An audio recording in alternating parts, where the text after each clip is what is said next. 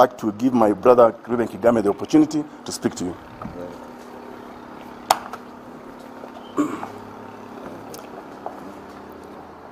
Ladies and gentlemen, Article 27 of our Constitution 2010 says that it is not right for anyone in this country to be discriminated against on any ground.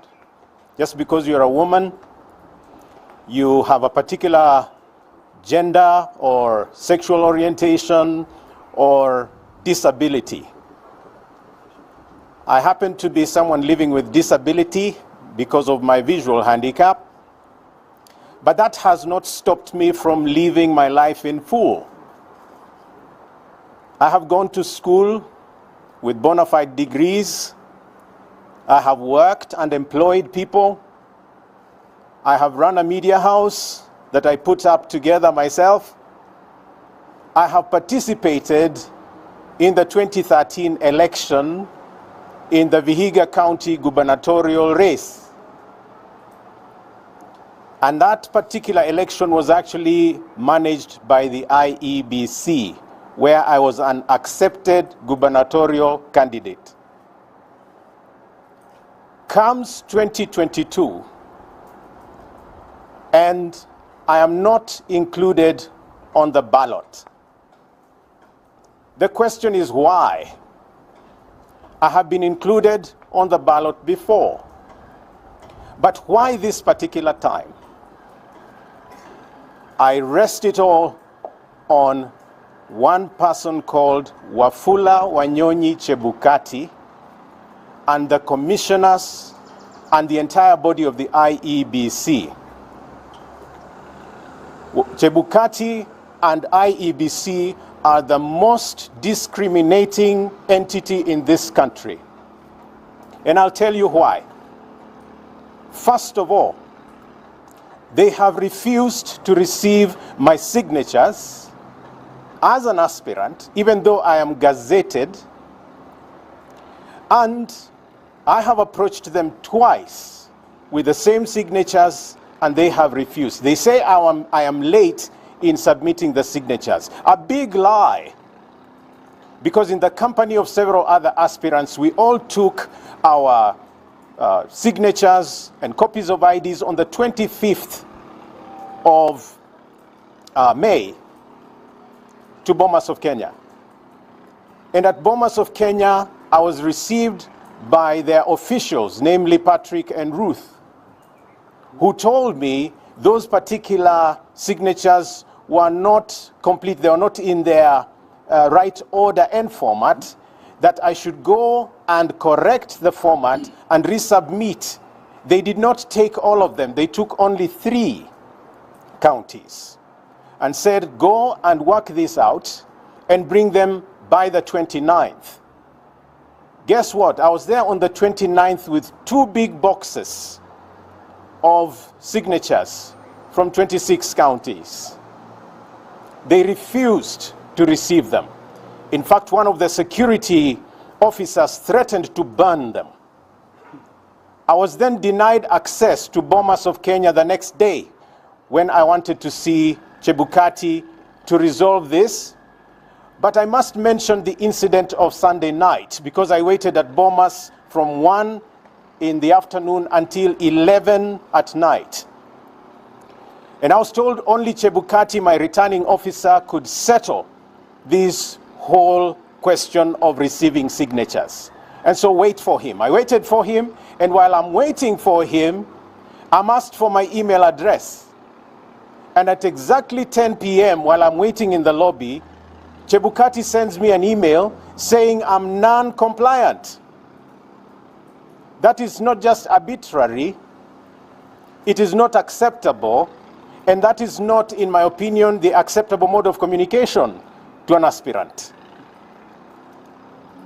I must add and say, I was asked to go to Anniversary Towers. I did, and I was tossed from floor to floor to floor. Where am I going with all this? Simply to tell you that Chebukati refused to receive my signatures. And We asked for a meeting. He granted us on the 5th in order to resolve this. And I have witnesses in that room. He says that I understand your case, but my hands are tied. I would like to know who is tying Chebukati's hands.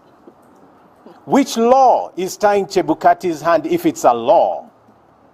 Chebukati said that there is no regulation, there is no direction that allows him, as a returning officer, to even treat me preferentially or with affirmative action as someone living with disability.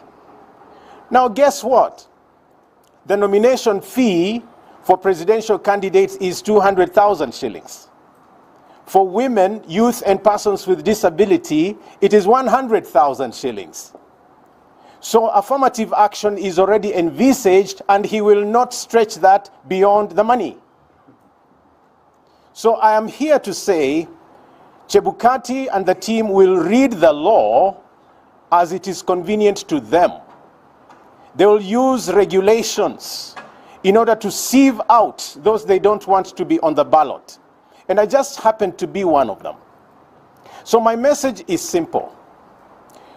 Our 2010 Constitution requires that every citizen who is qualified to run for office runs. And nobody should put impediments and obstacles in their path. That same Constitution says Chebukati and team are not supposed to discriminate against me. They have. And I'll tell you the worst aspect of the discrimination as I finish. He has gazetted 4 candidates. You all know them.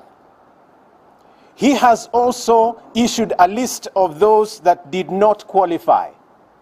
Now, Kenyans, are you aware that I don't appear in the list of those who are passed as the 4, and I don't even appear in the list of those who are disqualified? What does that tell you? That Chebukati and his team treat me as a non-entity. They treat me as an accident. They treat persons with disability with disdain. And I'm here to tell you this. It will not happen, because we will not be silenced.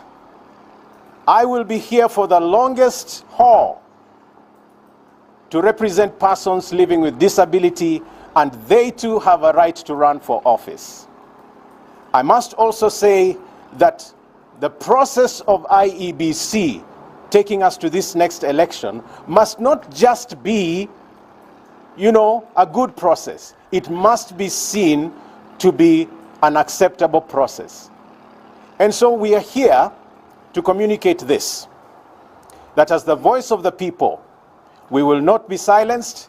We will continue to speak so that the citizens get a better government, the citizens get a better country, and that the things that our oppressors, the things that status quo has refused to do, we will be able to do if you give us a chance. So help us, God.